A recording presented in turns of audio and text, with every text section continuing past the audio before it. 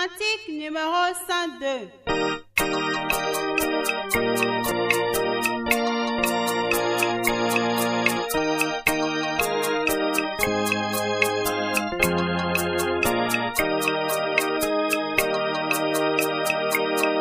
Nígbà wíwí àpérò lọ́tọ̀, nígbà wíwí ọ̀rọ̀ mẹ́tọ́.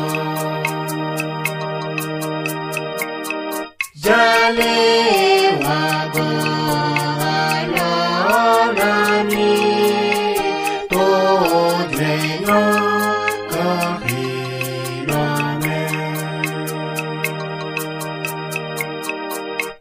Jẹ́tẹ́ gbígbó wíwé, jẹ́tẹ́ gbígbó wíwé, jẹ́tẹ́ wá yọ̀ nílẹ̀.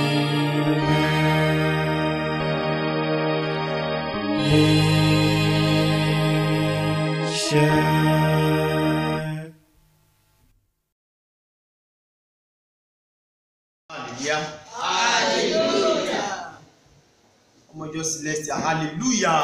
Hallelujah. Adúpẹ́ lọ́wọ́ Ọlọ́run tó dá wa sí lónìí.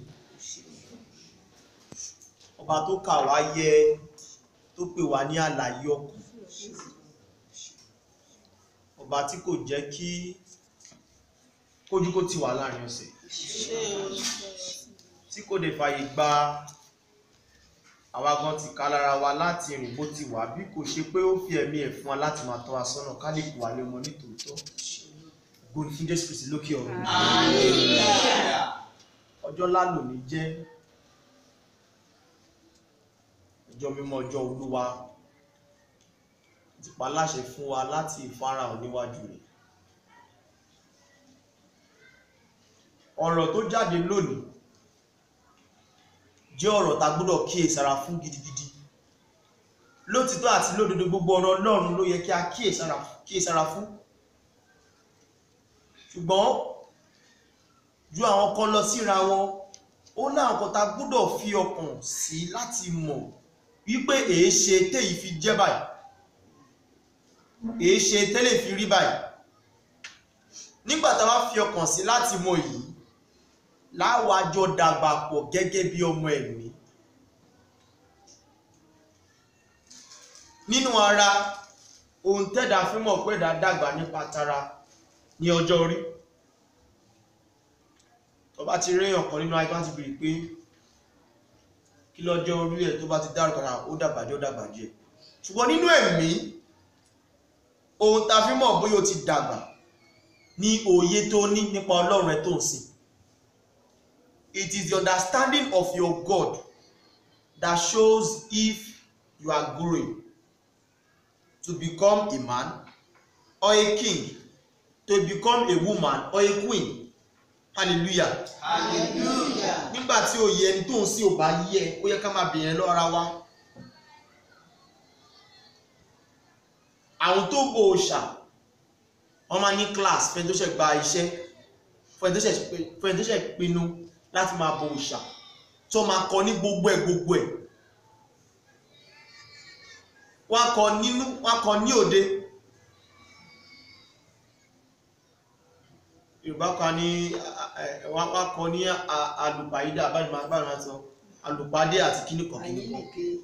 Wọ́n kọ ní gbogbo ẹ̀ nípa òòṣà yẹn, pé tí nǹkan bá jẹ́ báyìí ni wàá sọ, tí nǹkan bá lọ báyìí ni wàá ṣe, tí nǹkan bá ti dàrú ọ̀rọ̀ báyìí ni wàá sọ, tádẹ̀ dá ìlò tó dẹ̀ jẹ́ fún wọn.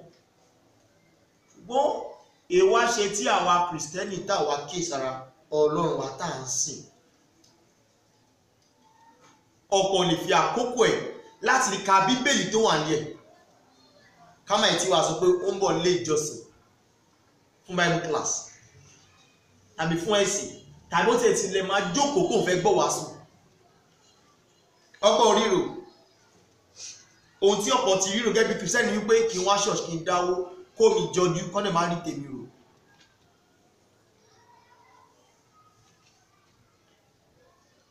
Ibi tí ìrìn àjò ẹ̀mí dẹ̀ ti ní agbára nìyẹn. olóyìnbó máa ń pè ní kí n kàn ní choice. Ó wà nínú ẹ̀mí, ó wà nípa ti Olúwa náà. You have the choice to do whatever thing you like. Ìmọ̀ bí àwọn tó bó òṣà máa ṣe irú ẹ̀, bí àwọn máa mú yàn ní àpàpàǹdodo pé irọ́ o gbúdọ̀ ṣe lè. Ṣùgbọ́n Ọlọ́run, bàbá lè máa sin Ọlọ́run kó ti fún ọ̀nà ọmọ kọ́mọ wá dàgbà ní òun fẹ́ ọ̀nà yẹn kó rìn bó ti wù. Iye ọdún tó fi rìn bó ti wù á rí yàtọ̀ sí Ọlọ́run tí bàbá ẹ̀ fi hàn. Ẹ̀wúrọ̀ ẹ̀kọ́ èlé, irúgbìn àti afúrúgbìn. Ta ló mú irúgbìn wá? Ọlọ́run. Ta ló mú àkàrà wá? Ọlọ́run. Ta lẹni tó ń jẹ? Ènìyàn. Ta lẹni tó ń fúrúgbìn? Ènìyàn. Ṣùgbọ́n ibi tó wá dà wá sí ló wá ní agbára. Ṣé bó ti pin lọ́kàn ẹ 1, kì í ṣe afẹ́kún ṣe 2, kì í ṣe aláìgbọ́dọ̀ má ṣe 3. Ṣùgbọ́n èyí tó wá jù bẹ́ẹ̀ ni pé tọrọ Ọlọ́run fẹ́ ohun dídùn ọlọ́rẹ̀. Ẹ̀dẹ́ka first lesson kó bá lè yíwa fún verse 3 kí ló sọ? Ó sì ṣe ní òpin ọjọ́ wọn ni kí èyí mú ọrẹ nínú èso ilẹ̀ fún Olúwa wá àti Ébẹ́lì ó pẹ̀lú mú nínú àkọ́bí ẹran ọ̀sìn àní nínú verse 3 again in English kí n gbọ́ná. And in process of time it came to pass. It came to pass. That Cain brought up the fruit of the ground. Offering unto the Lord. Ẹ jọ̀ọ́ ṣé gbọ́ náà ẹ̀kọ́ yìí pé ǹjẹ́ Olúwa sì yọ sí wípé mú èso jáde láti inú ilẹ̀ fún wa gẹ́gẹ́ bí ẹbọ rẹ̀. Irọ́. Then as at their time they have the power of choice to do whatever thing they like. Sọ fún ọ kán lọ ẹbọ rẹ̀ sí mi. Ẹ wo Solomon. Ọlọ́run sọ fún Solomon kó mú 1,000 wá wájú tó ní 1 Kings 3. Ṣùgbọ́n nígbà tó rí ọ̀ tó wà lẹ́pẹ́ kí ló lè fi tu bàbá ìlú tó máa fi gba ohun tẹ́lẹ̀ mi ò gbà rí. Ara àwọn àṣírí táwọn ń fún ánsẹ̀ lẹ́nìyàn. Ó dẹ̀ lọ, ó dẹ̀ ru ẹbọ ẹgbẹ̀rún. Kì í ṣe kándù ẹgbẹ̀rún, kì í ṣe pákẹ́tì kándù ẹgbẹ̀rún sọ. Ẹ kà fún mi 1 Kings 3 verse 4. Olúwa ò sọ fún Káínì wípé wò ó jẹ́ kó rí ẹ pé o kí n bá lè gba ẹbọpẹ́ lọ́wọ́ ẹ mú ojú ọdún wá fún mi o. Ọlọ́run dà wọ́n do whatever thing you like. Hallelujah. Hallelujah. Ibi tá ti ń fọwọ́ sí àkíyèsí wípé ìwà ló ń ṣáájú ẹ̀sìn nìyẹn o. Kó má yà wá lẹ́nu ẹni tó bá ní ìwà búburú àti ṣe ìfẹ́ Ọlọ́run máa lè fún. Note that in your mind. If you have a bad character, especially láti appreciate ènìyàn. Kò jẹ́ ọ̀gá níbi iṣẹ́, ó dẹ̀ gba ọmọṣẹ́ sẹ́gbẹ̀ẹ́ àti appreciate ọmọṣẹ́ ẹ̀ ní kékeré tó ń ṣe, ó máa lè fẹ́ ẹni wọ́n láti appreciate Ọlọ́run. Kò sí iye sáà tó lè kà, kò sí iye ìwà tó lè ṣe, kò sí iye ẹ̀mí tó lè wọ̀, ó lè ọ̀yà appreciate èèyàn. Níṣẹ̀lẹ̀ ṣe ń kìlọ̀ fún wa pé ìwà rẹ ẹ̀sìn ẹ ló máa gbé ọ̀dọ̀ tó bá dára. Tó bá rò bí ẹ̀sìn ẹnìkan ní irọ́ ló tán ra ẹ̀. Ìjọ máa ka ibẹ̀ látẹ̀yìn, ó kà láti iwájú.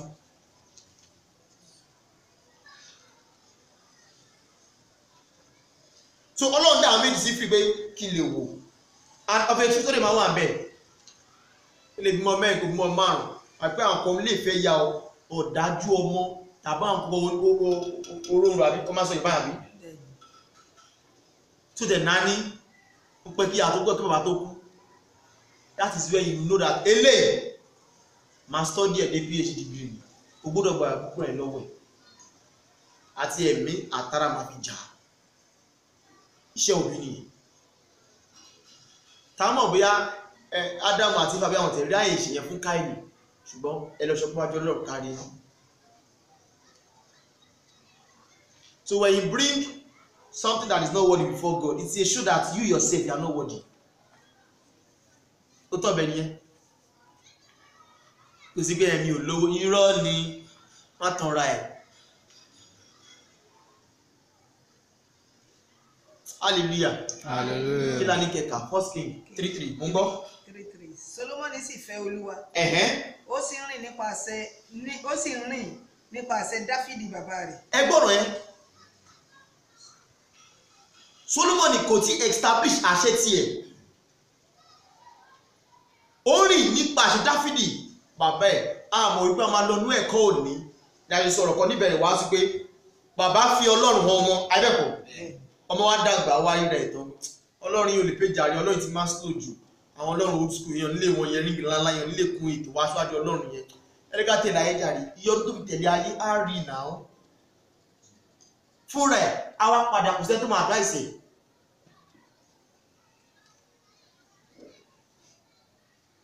Ohun tí èèyàn bá ṣe ní ẹ̀yìn odi ìpinnu Ọlọ́run, ó máa padà dòkú, ó dìgbà tó bá padà wá ọ̀nà rẹ̀ padà sí ìpinnu Ọlọ́run kó tó rí iyè.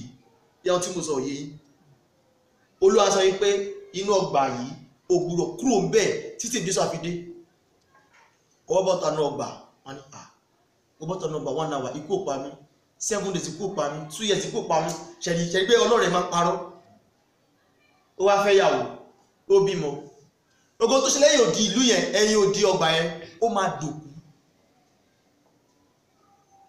Tọ́lọ̀ bá fẹ́ fún, ó lè dòkú nípa tara. Tọ́lọ̀ bá fẹ́ fún, ó lè dòkú nípa tẹ̀mí. Tó bá dòkú nípa tara, ọgọ́ yẹn máa kú, ìyàwó máa kú, àwọn padà empty handed, àwọn bá sunkún. Yẹn sì dá o. Tó dòkú nípa tẹ̀mí yẹn ló burú jù. God will use them against you. Ìyàwó yẹn máa fi tinú ẹ̀, afẹ́ lè gbé sniper jẹ. Ọmọ ẹ̀ á máa bà ló jẹ́ kiri, ètò bá mọtí kiri, ètò jalè kiri. Gbogbo pátá. Iṣẹ́ tó bá tà láàárọ̀, lọ́sàn àti lálẹ́, adápáfẹ́ ni o. That is God for you. Ọlọ́run àfi gbogbo tó ní pátá àríbàjà kí ni wọ́n pé èmi mo ní kó má kọjá yìí. Exodus 7 to Exodus chapter 12. Pharaoh àtàwọn Israel fún lẹ́ẹ̀kí wọ́n lọ ìrọ̀ Ọlọ́run ní lọ. Ọlọ́run ní kéde 10 things máa fi jà ẹ́. Síbẹ̀ náà ó ń tan Mósè. Nígbà tó lọ fi ewo iye ọgbà àwọn Egypt lẹ́nu. Bàbá Mósè, Ọlọ́run jẹ́ kí àwọn ìpín ìdọ̀rẹ́ kọ́ lọ sí mi, kò ní kọ́ lọ dáná, kọ́ lọ sí èmi ní kó dé kọ́ lọ. Fáwọn olókè ẹ̀ṣẹ̀ bá ń bẹ Ọlọ́run rẹ̀ pé mo ti gbọ́ pé tó bá ti bẹ Ọlọ́run rẹ̀ fún tó wà lẹ́ ìtẹ́wé ẹ ti lọ, máa fọ́lẹ̀ kọ́ máa lọ. Tó bá ti Mósè bá ti lọ bẹ Ọlọ́run, tẹ́lọ̀ bá dùn kì mo ti gbọ́. Orí kan báyìí, abẹ́ ti lọ kiri ẹ kọjá géètì yẹn. Bọ́lá sọ mọ́ Mósè, èmi gbọ́ mo Fáráò jù ẹ lọ. Torí láti ibẹ̀ chapter 7 verse 1. Chapter 7 verse 1. Ọlọ́run sọ Mósè pé lóòótọ́ wàá lọ ṣùgbọ́n Fáráò ní gbọ́. Who is there? Olúwa sì wí fún Mósè pé wò ó èmi fi ọ́ ṣe Ọlọ́run fún Fáráò. 1. Áárónì arákùnrin rẹ ni yóò sì máa ṣe wòlíì rẹ. Ó di 2. Ìwọ ó sọ gbogbo èyí tí mo pa láṣẹ fún ọ. Áárónì arákùnrin rẹ ni yóò sì máa sọ fún Fáráò pé kí ó rán àwọn ọmọ Ísírẹ́lì jáde ní ilẹ̀ rẹ̀. Ó sì mú Fáráò ní àyálé. Èmi ó sì sọ iṣẹ́ àmì mi àti iṣẹ́ ìyanu mi di púpọ̀. Èmi ó sì mú Fáráò láyà mi. God. Not Jesus o. God. Màá mú Fáráò láyà mi. Ẹ kàwé. Èmi àti iṣẹ́ ìyanu mi di púpọ̀ ní ilẹ̀ Egypt. Ṣùgbọ́n Fáráò kì yóò gbọ́ ti yín. Kì yóò gbọ́ ti yín. Mi ó sì fi ọwọ́. Ẹ dákẹ́. Wọ́n àìtọ́nà wọn rán wòlíẹ̀ sí. Wọ́n rán ìránṣẹ́ sí sọ́rí. Ara wọn ni wòlíẹ̀. Ó mọ̀ kéèyàn ní gbọ́. Wọ́n á ní kí lọ sọ fún. Let me tell you, Ọlọ́run ti stop method ẹ̀dẹ̀ ni o. Check yourself. Tó bá wà lára wọn. Tọ́nà ti sí ọkàn lé pé wọ́n máa ṣe wá sí fún. Bọ́ kò ní gbọ́. Ẹ má rẹ̀ bó tún pa iṣẹ́ Exodus yẹn ó sì wà títí di analánà ní ayé yìí pé àwọn kan wà Ọlọ́run ti sí ọkàn wọn lé pé ẹ̀yin lè máa lọ ṣọ́ọ̀ṣì jù wà ká Bíbélì jù wà sọ̀tà mẹ́wàá jù wà sọpẹ́ jù ṣùgbọ́n irọ́ ò ní gbọ́ torí kò fẹ́ kó parun ká lè fẹsẹ̀ sísá fún àwọn tó kú pé Fáráò tí tàn ìran Fáráò sì wà láyé yìí. Check yourself o lè ní sọ fún ẹ o tẹ̀ ńlá láàrin wà máa rí pé ó máa ń wẹ̀ láti gbọ́rọ̀ Ọlọ́run ó máa ń wẹ̀ láti sanwó kórè ó máa ń wẹ̀ láti ṣọpẹ́ but at the end of it you are always on the other side of what you are doing. Nígbà tó náà máa parí gbogbo ìjọ ènìyàn ẹ ṣọpẹ́ ṣáájú ọpẹ́ náà inú ọpẹ́ náà lẹ́yìn ọpẹ́ náà ẹ gbúdọ̀ jà Ọlọ́run á bẹ ẹnu ẹ sọ fún ìjọ àbí Ọlọ́run gba ìwọ ṣe ẹlẹ́rìí pé wọn alálàrí pé ohun tí wòlíì ẹ̀wọ̀n aṣọ́fájọ Sunday òótọ́ ni pé ká ṣọpẹ́ ṣùgbọ́n wọn á dẹ̀ ṣe ọpẹ́ ẹ̀tàn ìwọ ni wọn á leave squad ìjà.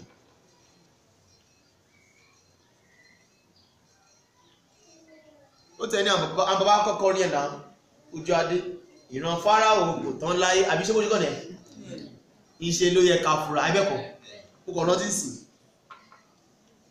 So don't think pé Fáráò ti tán ìran ṣì wà o èmi ní kí wóra mi ìbọn ní kó wóra ẹ àwa ní ká wóra wa ṣé mi kì í ṣe Fáráò nínú ìjọ Ọlọ́run alààyè. Ó tẹ̀ kẹ́yìn kan béèrè lọ́wọ́ pé wáyé Fáráò adírúkọ tó lọ ṣe mẹ́wàá yìí ó tún pa àkọ́bí ọmọ ní Íjíbítì kò tún bojú wẹ̀yìn.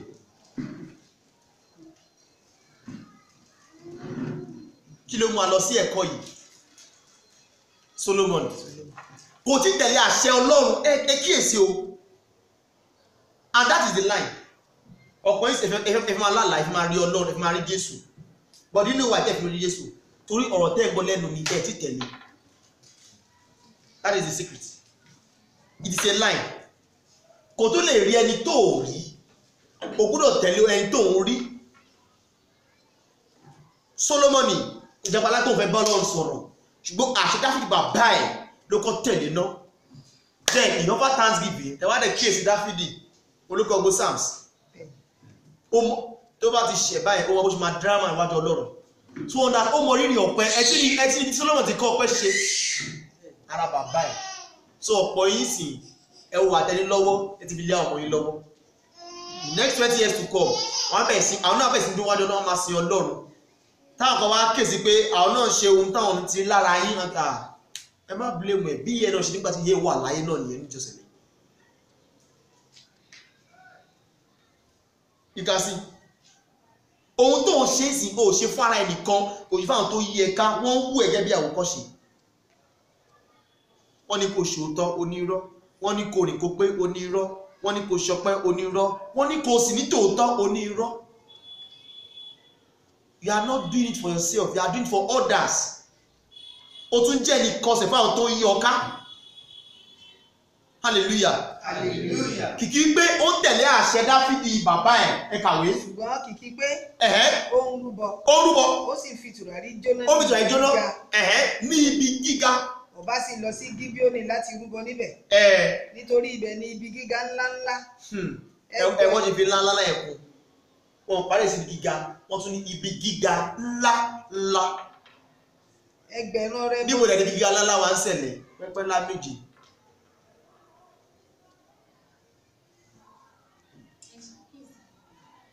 Ṣùgbọ́n torí pé gbogbo yín ẹ lè súnmọ́ ibi gíga Olúwa ṣe ní ìwọ dúró bí àlùfáà gba ọpẹ́ wọn á bá mi wájú lọ.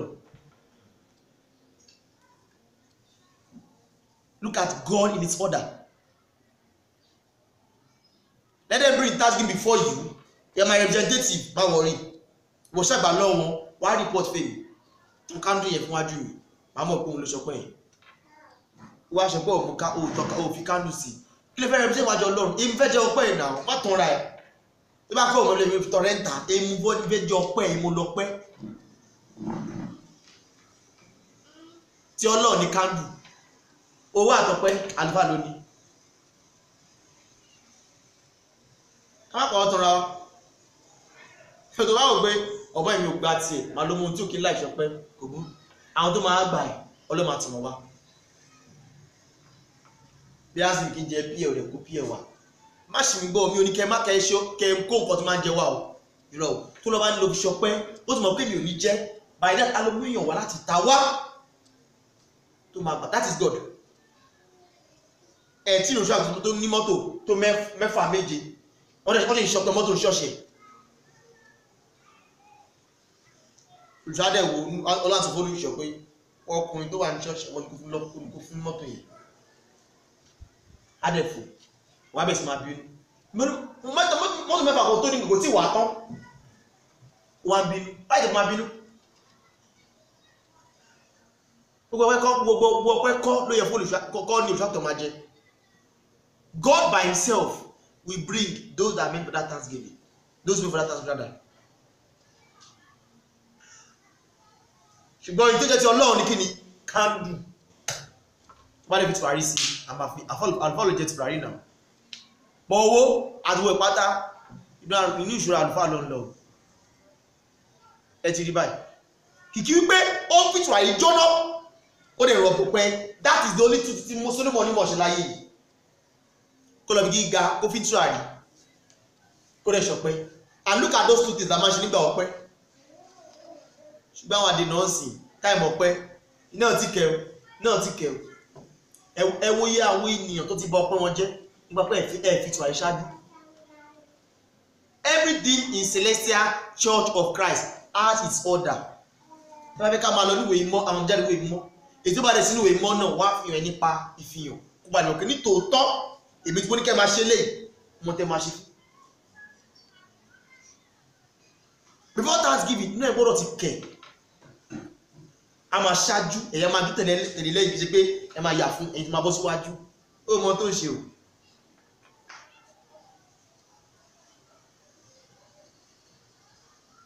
ẹgbẹ́ àtúnyà akẹ́kọ̀ọ́ kan níbẹ̀ ilé báyìí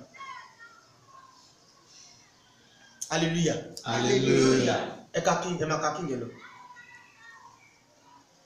ẹgbẹ̀rún ọrẹ ẹbọ sísun ni Sólómọ́nì rú lórí pẹpẹ náà. ẹ̀dùn ṣe gbọ́ pé bí Ọlọ́run sọ fún pé Mósè ìjẹ́ mú ẹgbẹ̀rún ọbẹ̀ ọpẹ́ wá fájú mi Ọlọ́run sọ fún bẹ́ẹ̀ because ó ti kọ́ lára bàbá ẹ̀ Dáfídì pé bàbá mi máa ń ṣe ìyàláyà ọpẹ́ èmi náà gbọ́dọ̀ emulate ẹ̀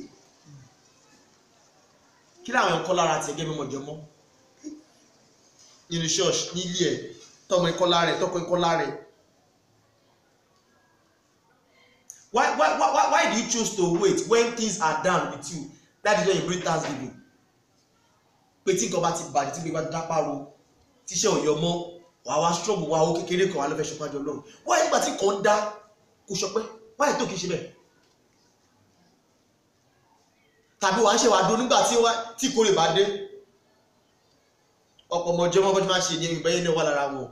Ọ̀pọ̀ ẹ̀yọ mẹ́ta lọ́dún ni kò sí bẹ́ẹ̀ ṣe fọ́nà tó wọ́n ní ṣe mẹ́ta péré ni ìgbà ìkórè ṣọpẹ́ ìgbà Easter wọ́n ṣọpẹ́ àti ìgbà Kérésìmesì parí ọdún. But pé willingly during the year you won't and you are expecting God to bless you. Àwọn èrò wọ̀nyí kì í jẹ́ kí ẹ̀dá lè jèrè o la ṣe ń sọ la ṣe ń parí lọ́sàn-án lóru fún wa ká bá lè mọ̀ pé bọ́lọ̀ ṣe ń ṣe tiẹ̀ nìyẹn kì í ṣe kébé yàyè ewu ẹ bó ṣe wò irọ́ bọ́lọ̀ ṣe ń ṣe nìyẹn ó pa láti fún alẹ́ mẹ́ta yìí yẹn ti stand ṣùgbọ́n other days kò ní kó wá mọ̀ pé wá ṣáájú o but ẹ tó máa mọ̀ pé wá gbọ́dọ̀ jẹ́ tó mọ Ọlọ́run tó mọ ohun tó pè ní ẹwọ pẹ́ Marcus kò jí pé lẹ́yìn máa dé ṣọ pé market can kò má dé jogan tàbí fẹ́ jẹ́ kó má ju tẹ́lẹ̀ but ask yourself ṣọpẹ́ lórí ṣe tó ń ṣe yẹn. Àbọ̀rọ̀ sọ̀rọ̀ àlùfáà ní pé wàá di ọ̀rọ̀ náà mú bí náwó àìṣọ́pẹ́ lè tó ń ṣe abẹ́ ìgbé ọpẹ́ ló pa ayé bẹ́ẹ̀ ni ṣé bẹ́ẹ̀ ni gbọ́n yẹn sọ pé bí ọpẹ́ máa pa ọ bá ṣọpẹ́ o a kò jẹ́ kí ìṣẹ̀lẹ̀ ń ṣẹlẹ̀ káwa náà lè kẹ́kọ̀ọ́ gẹ́gẹ́ bí ọmọ ẹ̀mí nígbà tó lè pa tán Ọlọ́run sọ pé yá káì ní ìwọ náà lọ kú irọ́ Ọlọ́run fàmì sí lápẹ́ anybody tó bá rí wọn nílé pa look at God àwọn ọmọ ya wọn lè sọ pé Ọlọ́run jẹ́ òkùnkùn níbẹ̀ ń sìn èyàn tó pa àbúrò ẹ̀ ẹ̀kọ́ pàdánù irọ́ Ọlọ́run ṣe bẹ́ẹ̀ Ọlọ́run fi sí ní heart drama ní káwa lè kẹ́kọ̀ọ́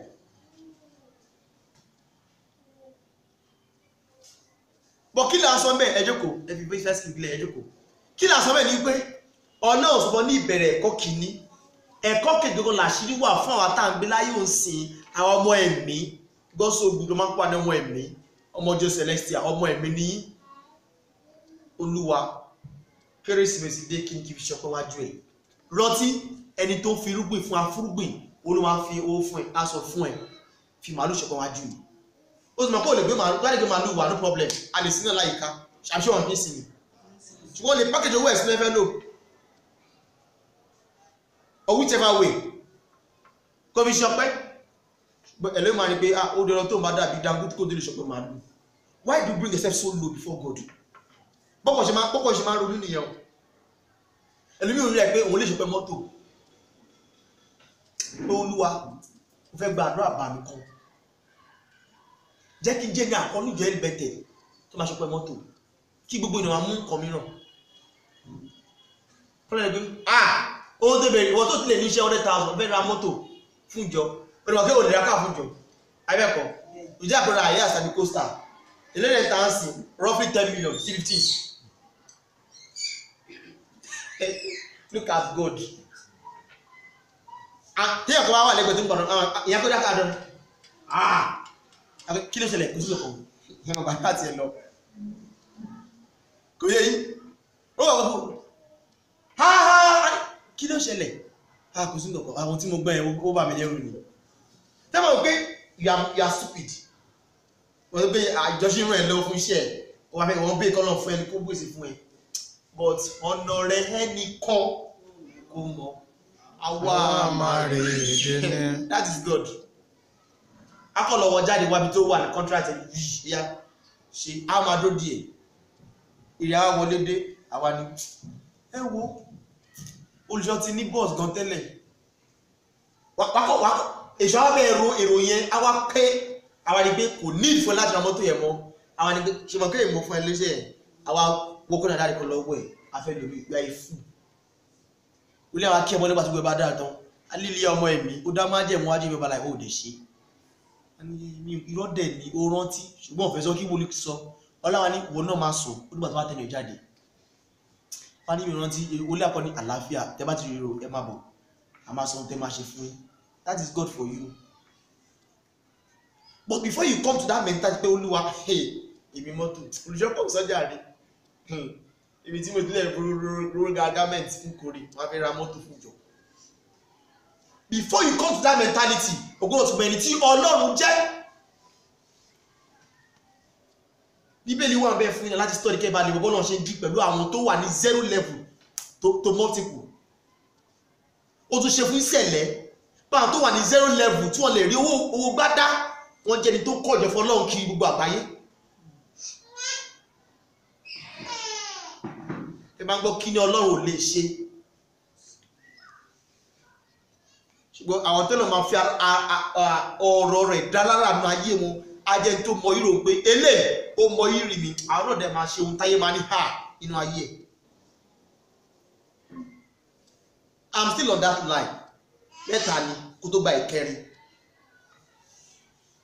Kóníkàlùkù ṣe bó ti kí ni bó ti pinnu àìbẹ́ẹ̀kọ́ lọ́kùn ẹ̀ choice purpose 1 kì í ṣe àfẹ́kúṣe ó di 2 kì í ṣe aláìgbọ́dọ̀ má ṣe ó di 3 ṣùgbọ́n ìkẹrin tó Ọlọ́run fẹ́ onídídùn ọlọ́rẹ̀ it's as simple as that.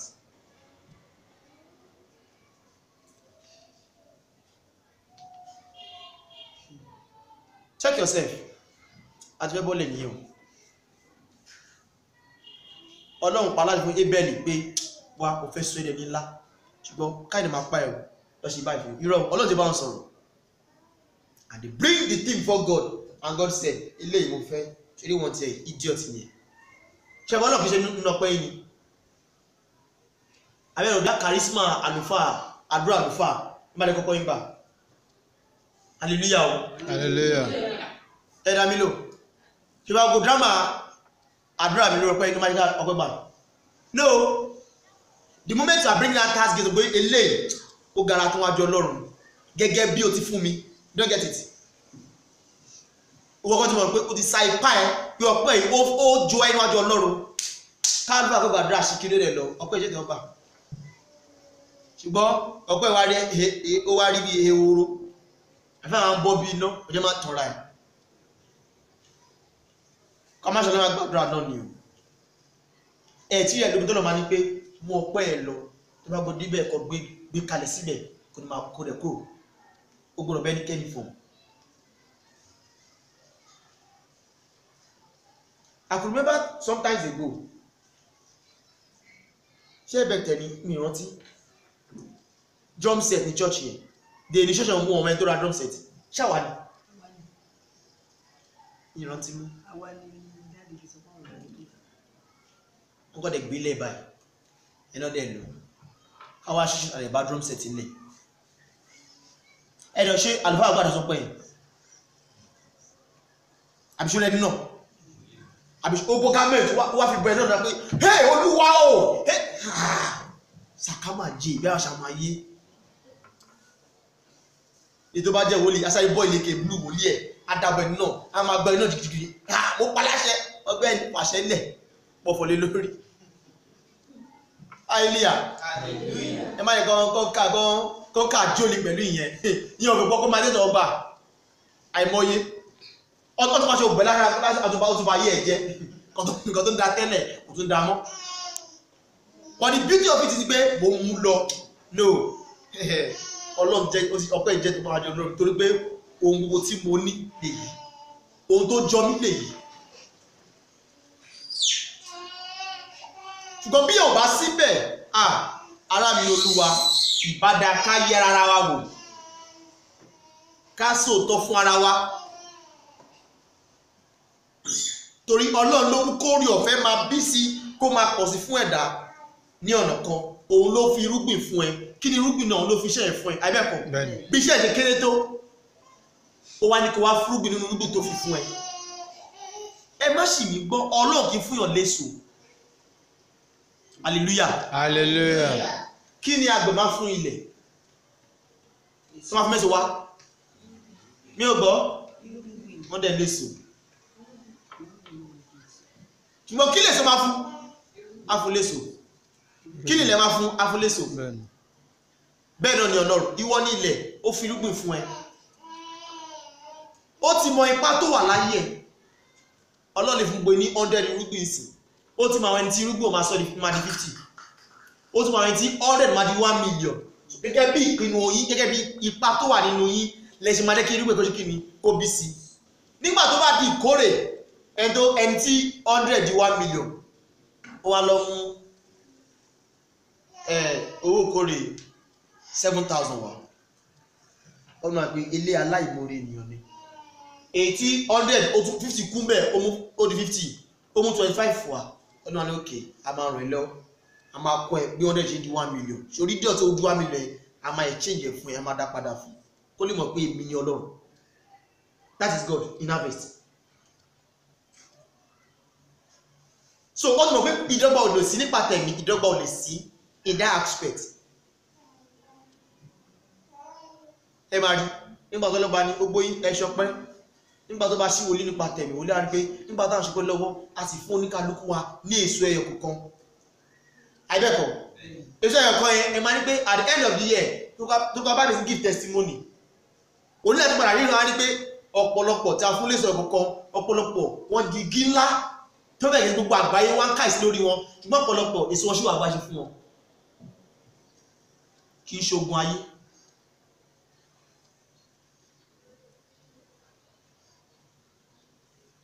gẹ́gẹ́ bá ti fi agbára fún wọn nìyẹn àti gẹ́gẹ́ bí ẹ̀kọ́ tó gbà tó fi rìn nípa ọ̀tá fún ẹ.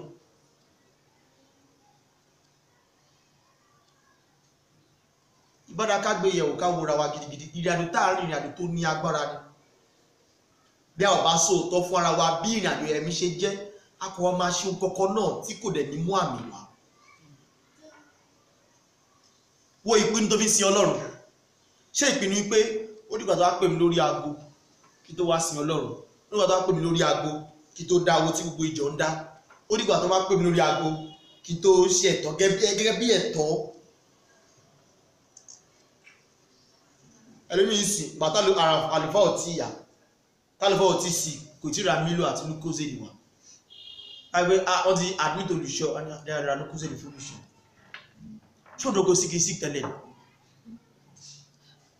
àìlíyà ó ti bí inú olùjọ́ fọ́rọ̀ yín ṣe wá sí sí kí dárúkọ anybody àìlíyà ṣọ́dọ̀gó kẹ́sẹ̀ olùṣọ́ kọ́ntẹ́lẹ̀ tó tó ara míìkì wà ní ẹgbẹ́ àgbẹ̀ mú míìkì. Don't deceive yourself. Do things at the right time. Kó lè gbé wàá gba èrí ẹ̀ bó ti yẹ. Ok, nígbà tó ara mi fẹ́ nígbà tó wá sí kìí sí, níbo lè fẹ́ kí n rí òkú fi gbàdúrà. Akọ́ ni, gẹ́gẹ́ mo sí àrùnṣà rẹ̀ mi ni, o lè blame mi. Ìwọ nígbà tó kú wà, tí egúsí ilé tó gbé wá ha àṣàyẹ àdámà fún ẹgbẹ́ hey jìgìjìgìjì àṣàyẹ aṣọ ògbó náà lórí wà á bẹ̀ sí ṣàmì kíkọ́ àmì nígbà tí mo sì wà kó máa ṣàmì jù mí lọ mi ní gbóhùn ara mi bá kó máa gbọ́ àmì ẹ̀ kọ́ bá olúwa gbà wá níjọsẹ̀ lẹ́sà ní wúrelẹ̀ èrò rere tẹ́dà fi ń sí ọlọ́ tẹ́dà fi ń jèrè bí ti Ábélì kọ́ bá olúwa jẹ́ ọ̀pọ̀ ìfẹ́ nìkọ̀ọ̀kan wa lórúkọ Jésù Kristi olúwa.